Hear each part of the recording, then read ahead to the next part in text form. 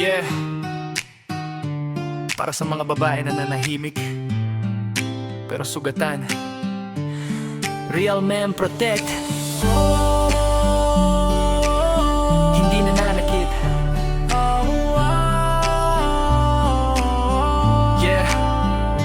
Hindi ka astig kung nanatakit ka. Kamao mo malakas pero puso mo mahina. Bawat luha niyang tumutulo sa gabi. Kasalanan mong di mabubura kahit sandali. Akala mo lalaki ka kasi takot siya, pero tunay na tapang respeto ang dala. Hindi sigaw, hindi suntok ang sukatan, kundi paano mo siya ingatan.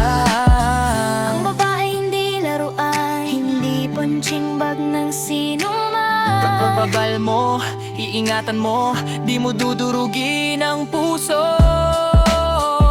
Hindi nakakalaki ang manakit ng babae, walang dangal sa kamay na marahas palagi. Ang tunay na lalaki marunong rumespeto, hindi nananakit para lang masunod ang gusto. Hindi nakakalaki ang bubog at sigawan, mas laki yung marunong umintindi't magmahal. Kaya tigilan ang galit at yaban, respeto sa babae yan ang tunay na laban.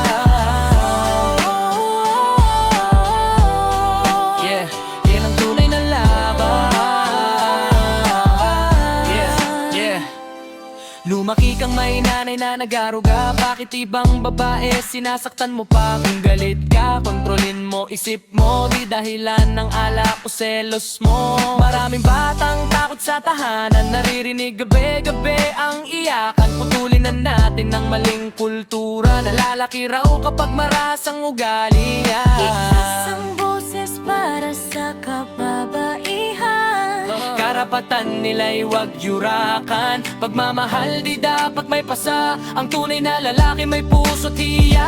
Hindi nakakalaki ang manakit ng babae, ang tunay na matapang marunong kumalinga lagi. Respeto, pagmamahal yan ang sandati, kamao na puno ng galit at pukot na dala.